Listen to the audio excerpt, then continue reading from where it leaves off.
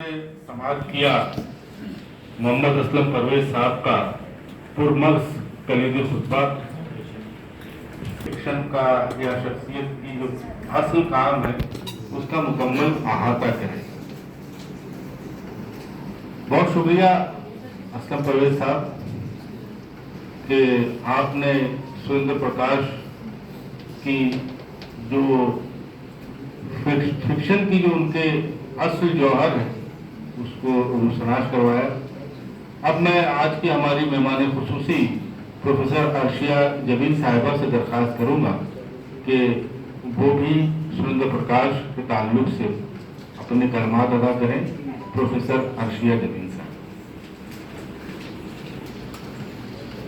Dice पर तशरीफ फरमा सदर जलसा आज की कलीदी खुतबा पेश करने वाले जनाब असलम परवेज साहब और दीगर मौजूदीन, इस सैर हासिल कलीदी खुतबे के बाद मेरा कुछ कहना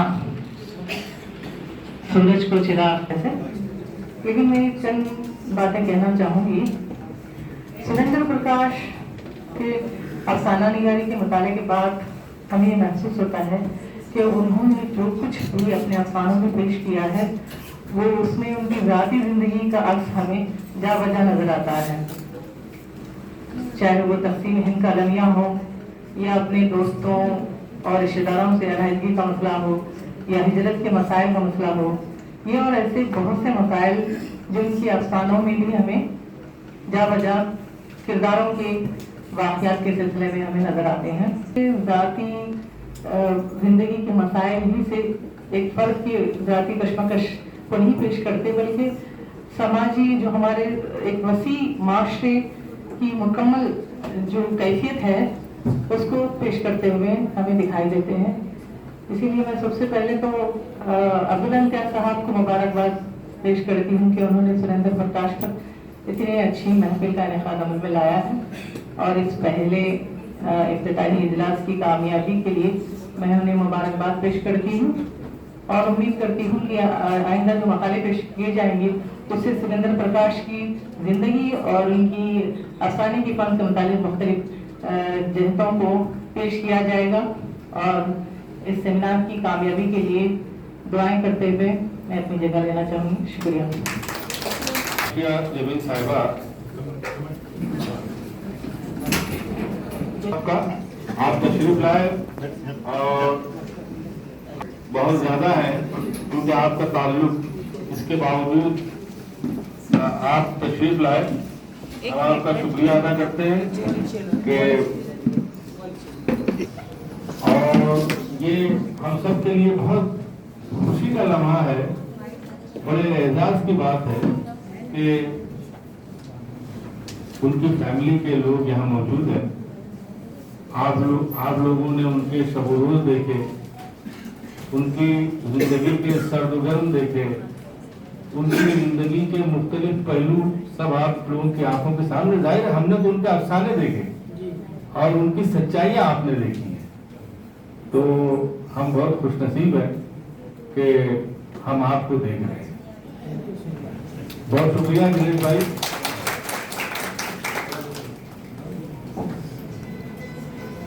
फारसी का रिश्ता बड़ा देरीना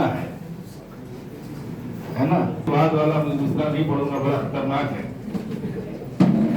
तो सदर शुबा फारसी डॉक्टर सकीना खान हमारी महफिल में मौजूद है, हम उनका इस्तेमाल करते हैं। और ये डॉक्टर साहब, ये बहुत दिनों बाद ऐसा हुआ है कि शहर के वो अदीब, वो शोरा जो हमारी बम्बई की जो मेन स्ट्रीम का उर्दू अदब है, वो पूरी कक्षा यहाँ मौजूद है। इस हाल में पूरी गैलेक्सी है। मेरी निगाह देख रही है हमारे बहुत ही सीनियर जर्नलिस्ट जावेद, हमारे बहुत बड़े ड्रामा निगार और कहानीकार हमारे इकबाल नियाज़ी साहब, कासिम नदीम साहब बहुत बड़े मुतरजिम हैं, बहुत ट्रांसलेशन किया है, शायरी करते हैं, बहुत काम है। शकील रशीद साहब हमारे बहुत अहम जर्नलिस्ट हैं सलीम खान साहब, डॉक्टर सलीम खान साहब, जो अच्छा ये चश्मा लगाना पड़ेगा सलीम भाई। तो सलीम खान साहब के बारे में बता दूं कि ये बहुत बड़े फिक्शन राइटर हैं और साइंटिस्ट हैं। इनका जो सब्जेक्ट है असल में वो एटॉमिक एनर्जी का सब्जेक्ट है इनका।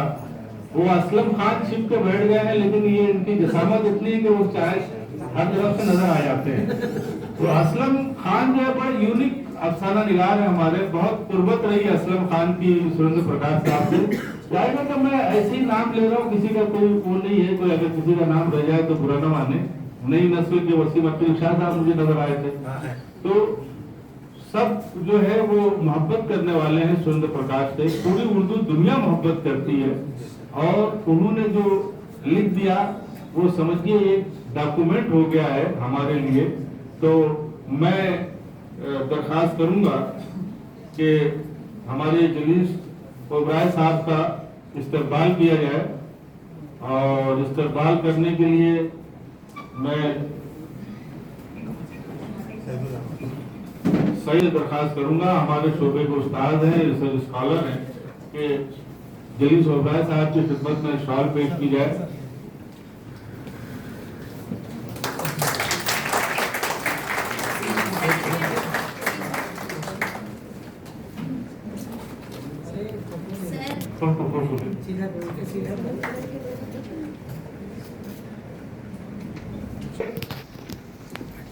हमने तो सुरेंद्र प्रकाश को कहानियों से देखा है, आपने अपनी आंखों से देखा है, तो कुछ जरा सा 2 मिनट 4 मिनट या जितना भी आप बोल सके सुरेंद्र प्रकाश साहब के ताल्लुक से आपसे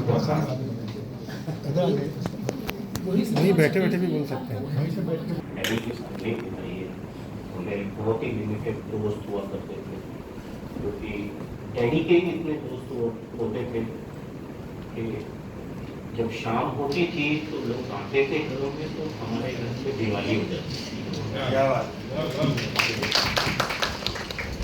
चीज़ें मुझसे सुनना लोगों की, डैडी के साथ में बैठ के उन लोगों के बारे में जो वहाँ पे नहीं होते थे उनके बारे में जब वो डिस्कस करते थे सारे दोस्त, अनवर कमर अंकल थे, मेरा अंकल मुस्तान,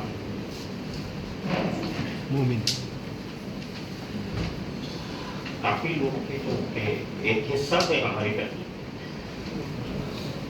वो उनके जाने के बाद सिलसिला।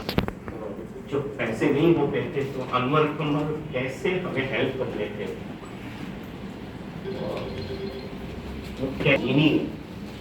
तो खत्म हुआ। उसके बाद पता लग जाता था कि नई कहानी लिखनी है इन्होंने इसी दौरान, क्योंकि वो बड़बड़ाना शुरू कर देते थे, वो कहानी के साथ में बातचीत करना शुरू कर देते थे। मेरी जो बड़ी बहन थी उसका नाम गौरी था, तो डैडी बोलते थे अगर तू चाय पिएगी बेटा तो मेरे लिए भी बना देना।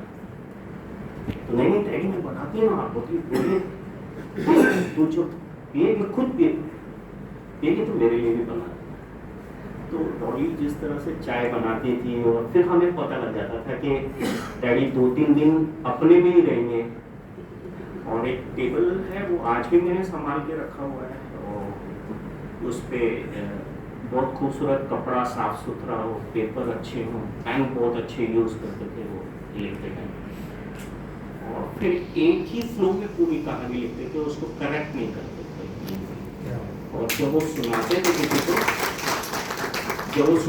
तो उनमें बहुत सी चीज़ों की गलतियाँ होती थी कि भाई ये उड़ गया, ये नहीं लिखा, या ये नुक्ता नहीं डाला, ये नहीं डाला। तो वो मुझे लगता है कि उस टाइम करते थे या नहीं करते थे, क्योंकि लोगों का ये कहना कि जब वो तक कहानी जाती थी तो कहीं ना कहीं कुछ नुक्ते इधर उधर होते थे, तो उस पेपर पढ़ने के बाद में हमें मिलता था पढ़ने के लिए, फिर हम पढ़ते वो दोस्त थे मेरे,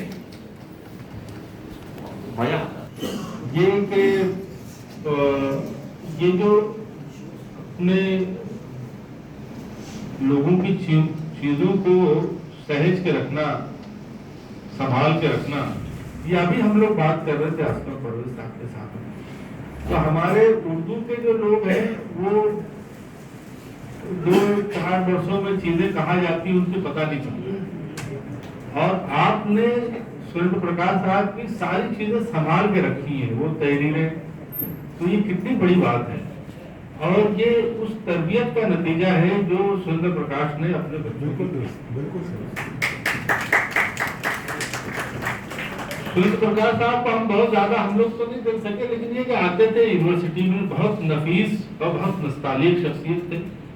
तो आप देखेंगे तो हैरानी होगी, मतलब इतना नफीस इंसान, बहुत अच्छे कपड़े पहनते थे और मतलब एक पर्सनालिटी लगते थे, लेकिन एक अलग शख्सियत लगते थे। ये कहानियों से मावरा, कहानियों से अलग मैं बात कर रहा हूँ, तो वो अपनी कहानी का किरदार ही लगते थे। बहुत शुक्रिया, आपने हमें ये इज्जत बख्शी कि आप तशरीफ लाए अपने वक्त मसरूफियत में से वक्त निकाल के।